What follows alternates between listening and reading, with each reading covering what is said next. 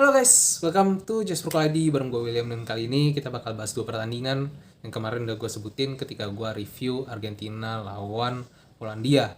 Gue bakal bahas tentang Kroasia, Belgia, dan juga Spanyol, Jepang. Dan dua grup ini, E dan F, ini benar-benar dua grup yang luar biasa lah gitu kan istilahnya. Yang awalnya diprediksi Belgia sama Kroasia yang lolos, ternyata Maroko yang lolos, di luar dugaan sih. Dan Hakim Ziyech dengan passingnya itu mantep banget sih. Karena itulah Hakim Ziyech berhasil dapat man of the match lagi, dan Graham Potter semoga ngelihat ini supaya nanti ketika dia balik ke Chelsea gitu kan, Hakim Ziyech ini bisa dioptimalin lebih lagi, karena sejauh ini dia cenderung lebih banyak main sebagai cadangan kan, padahal ngelihat potensinya ketika dia main di Maroko aja kayak begini, ini tuh udah mantep banget gitu kan. Sementara Belgia dan Kroasia, mereka berdua ngeraih hasil 0-0 seri yang pada akhirnya membuat Belgia ini gagal lolos ke babak selanjutnya, dan justru Kroasia ini di urutan kedua setelah Maroko setelah 2 kali seri dan 1 kali menang.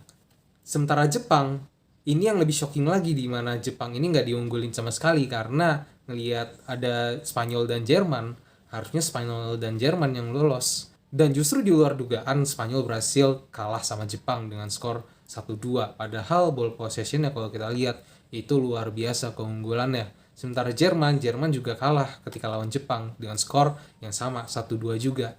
Dan lagi-lagi kesamaannya itu tuh lewat sama-sama comeback yang benar-benar kayak bisa dibilang cukup dramatis lah. Terutama ketika lawan Spanyol yang tadi, ketika gol keduanya ini juga cukup kontroversial, tapi pada akhirnya itu disahkan karena bolanya ini kalau diperhatiin lagi itu sebenarnya masih ada dalam garis putih, sehingga gol ini masih bisa disahkan gitu kan. Kalau bolanya udah full out melewati garis putih, nah ini baru out. Tapi karena bolanya masih ada tipis banget itu di area garis putih, makanya masih disahkan. Dan VAR juga udah nunjukin itu. Ngelihat Kroasia dan Belgia, ini tuh kayak dua tim besar yang cukup berbeda lah penyajiannya ketika match ini dilangsungkan. Dan Belgia harus jujur tampilnya justru di bawah ekspektasi, dengan peringkatnya dia di FIFA ini justru dia ada peringkat 2, tapi nggak menunjukkan kalau mereka ini ya rank 2. Gue keinget dengan wawancara yang dilakuin sama Kevin De Bruyne, dan Kevin De Bruyne bilang kalau mereka cenderung skuadnya ini banyak yang udah terlalu tua. Tapi kalau ngelihat Kroasia, skuad mereka juga nggak kalah juga loh. Maksudnya kayak banyak juga pemain-pemain juga yang udah usianya udah justru udah cenderung lebih tua, kayak Modric. Ada juga dari sisi Perisic. Ini kan juga pemain-pemain yang udah cukup berumur gitu, tapi mereka juga masih tetap lincah. Bahkan Modric juga kan kelihatan yang sempet nyamber bola dari umpan terobosan dari sayap kanan, tapi sayangnya offside. Modric masih bisa ngelakuin itu sih. Dan gue nyatet di sini ada beberapa aspek yang sebenarnya cukup timpang dari segi Kroasia dan Belgia, walaupun tanpa skor, tapi secara permainan ini kelihatan banget. Yang pertama, dari segi transisi. Di babak pertama, terutama ini gue bahasnya. Di babak pertama, transisinya Belgia ini cenderung sangat lambat gitu kan. Sehingga ya berkali-kali berhasil dengan mudahnya dipotong sama Kovacic dan kawan-kawan. Sementara dari sistem, Kroasia ini lebih banyak lakuin kombinasi tektokan kaki ke kaki gitu kan, dan sisanya mungkin ada beberapa long ball, tapi seenggaknya pattern ini tuh lebih jelas dia lakukan dibanding dengan Belgia yang cenderung lebih banyak ngelakuin skill individu plus terlalu banyak berharap sama Kevin De Bruyne, dan juga di satu sisi juga cenderung lebih banyak oper ke sayap cuma buat crossing, that's it gitu kan.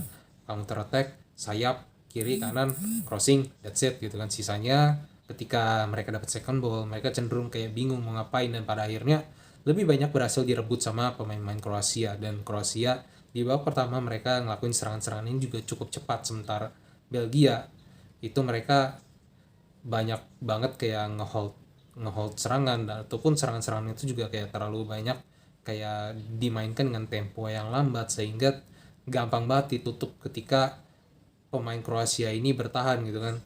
Dan kalau ngeliat possession di babak pertama, itu tuh kelihatan kalau Belgia memang lebih nguasain bola, tapi secara efektivitas dan secara permainan itu jauh lebih banyak dipegang sama Kroasia di babak pertama. Yang jadi masalah di sini ya tinggal end product-nya aja. Tapi memang di 20 menit terakhir, Kroasia ini cukup kesulitan untuk ngebangun di sisi kanan, padahal memang sebelum-sebelumnya Kroasia ini cenderung lebih banyak ngebangun di sisi kanan.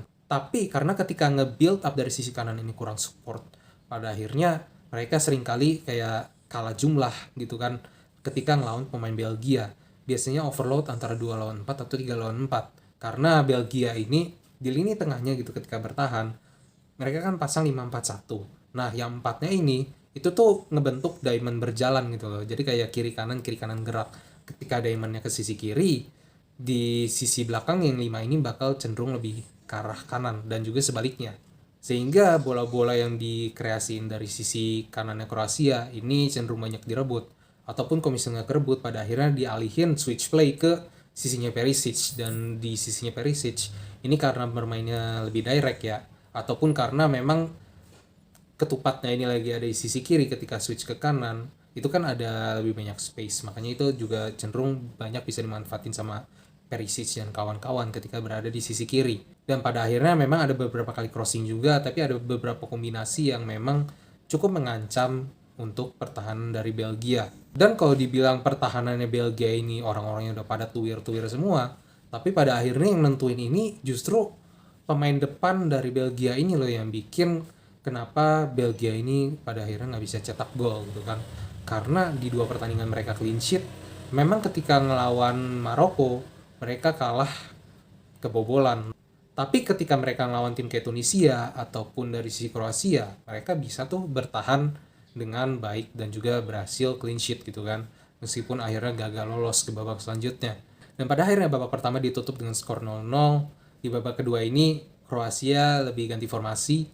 Mereka dari yang mainnya 4 back tadinya jadi lebih main kayak 3-4-2-1. Pada akhirnya Kroasia mutusin kalau mereka ya cenderung mau main lebih aman gitu kan, karena daripada Belgia ngejebolin mereka yang jadi nggak lolos, ya udah gitu kan, daripada mereka ngambil resiko, mendingan mereka lebih banyak bertahan dengan formasi 3 backnya.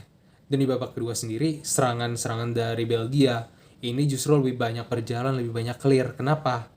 Yuri Tielemans in.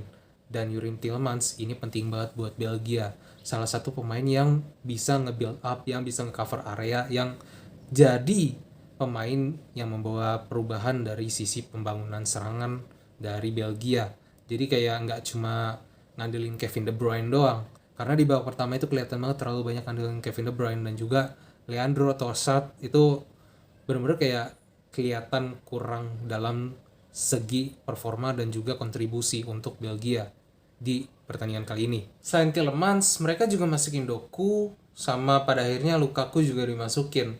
Kelihatan banget dengan pergantian Roberto Martinez ini, permainan Belgia ini jelas lebih hidup gitu kan. Tapi yang jadi kesalahan di sini adalah ketika ngelawan Kroasia, mereka harusnya, menurut gue pribadi sih, ini harus ditaruh lebih awal gitu kan, karena justru kan memang mereka ini kan memang pilar-pilar dari permainan Belgia gitu kan.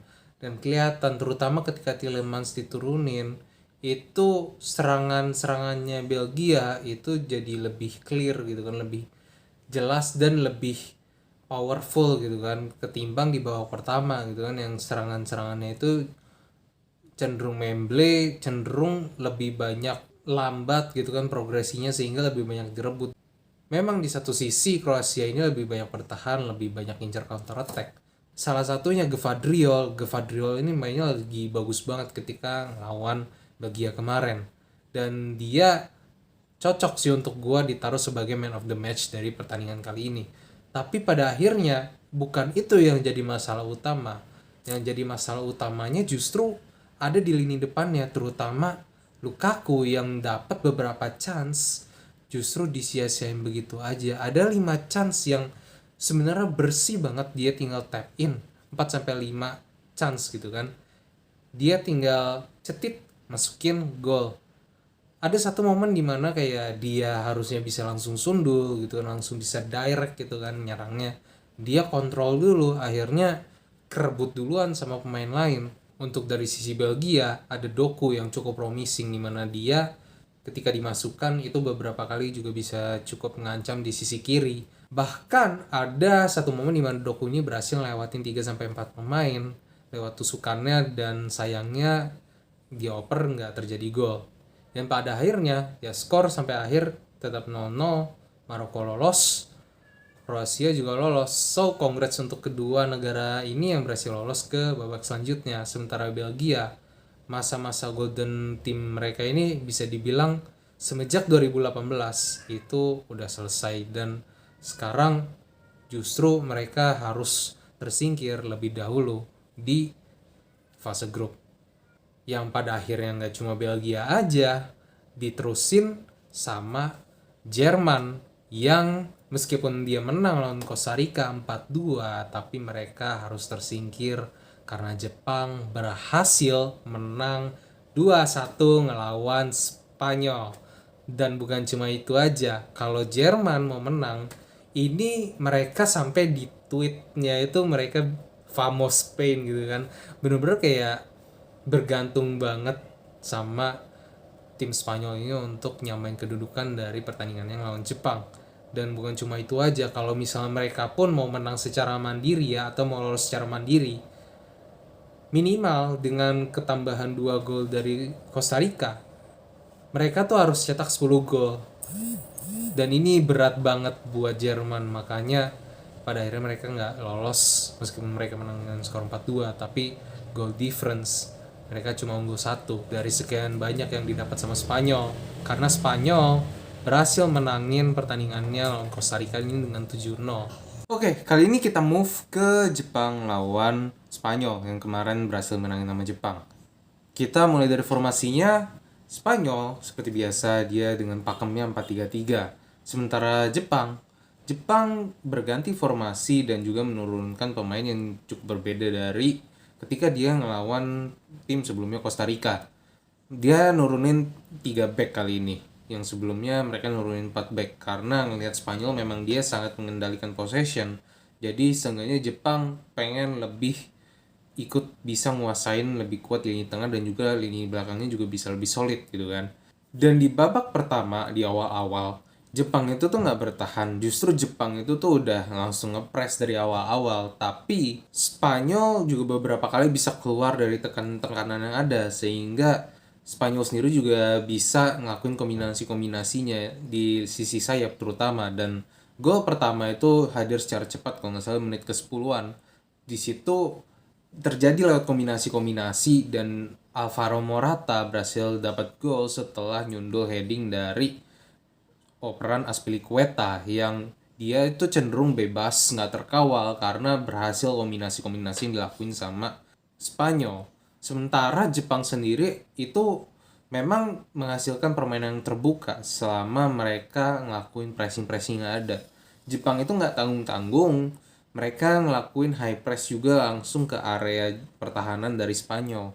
Mereka ngelakuin pressing dengan garis yang cukup tinggi, sehingga Spanyol ini juga beberapa kali juga harus disulitkan di awal-awal, tapi mereka cenderung bisa lebih banyak keluar. Dan pada akhirnya di babak pertama sendiri setelah 1-0, ini kita bisa ngeliat mungkin ini direncanakan juga sama pelatih dari Jepang, karena mereka nggak mau kejebolan lebih lanjut gitu kan.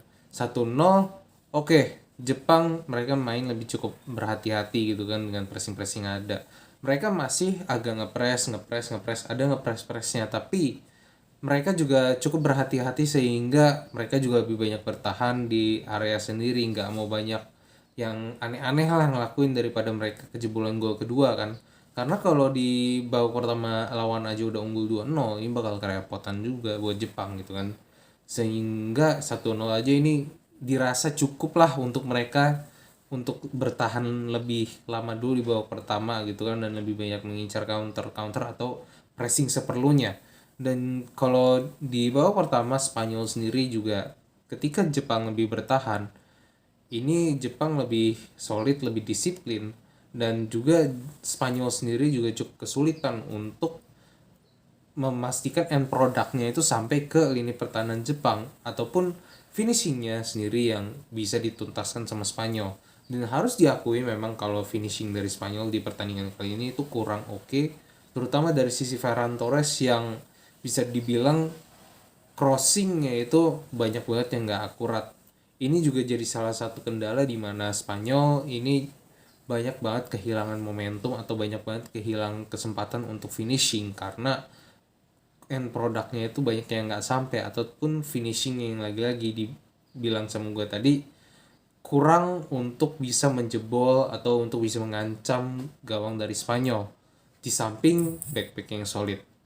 Nah, masuk ke babak kedua, ini baru nih game dimulai kembali sama Jepang. Persis sama apa yang dilakuin sama Argentina, memang beda skenarionya, tapi mereka sama-sama pengen kasih efek kejut buat tim lawan gitu kan. Dimana Jepang kali ini dari awal tuh langsung mereka ngelakuin pressing, dan pressing yang mereka lakukan ini sangat berhasil, dan juga bukan pressing asal-asal pressing gitu kan. Pressing mereka tuh kayak langsung breng breng breng gitu, dan juga lebih terstruktur gitu kan pressing mereka, sehingga pressing mereka itu banyak banget bikin Spanyol tuh kewalahan. Dan pada akhirnya di awal-awal Spanyol kurang siap kayaknya untuk ngadepin pressing dari Jepang, sehingga mereka tuh banyak ngelakuin kesalahan gitu kan. Dan terutama di sisi kirinya Spanyol, Keita Balde diincar, di situ Keita Balde ngelakuin mistake, dan pada akhirnya bola berhasil direbut sama pemain Jepang. Di situ ada Ritsudoan, dan Ritsudoan lagi-lagi shooting gol. Dan ini jadi gol keduanya Ritsudoan setelah Ritsudoan juga berhasil cetak gol kemarin lawan Jerman. Dan kali ini dia ngelakuin stunner dari jarak jauh, gol. Gol keduanya sendiri nggak datang lama setelah itu guys. Gol keduanya sendiri juga hasil dari pressing yang dilakuin dari sisi kiri. Dan ketika Spanyol bangun serangan, pressingnya itu mantep banget, sehingga Jepang sendiri juga bisa memaksa Spanyol juga lagi-lagi ketar-ketir gitu ketika bangun serangan di areanya Jepang gitu kan. Dan saat itulah terjadi direbut, counter cepat dilakuin sama Jepang 1-2 kombinasi, dan pada akhirnya nyisir crossing dari kanan ke kiri. Di situ bisa dibilang cukup kontroversi, tapi pada akhirnya VAR menentukan kalau itu tuh in.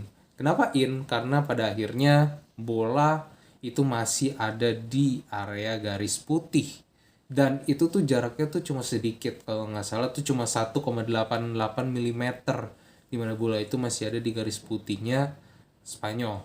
Dan pada akhirnya bola pun tetap bergulir, masih sah, dan di depan gawang ada Tanaka yang siap nyambut, point blank, gol.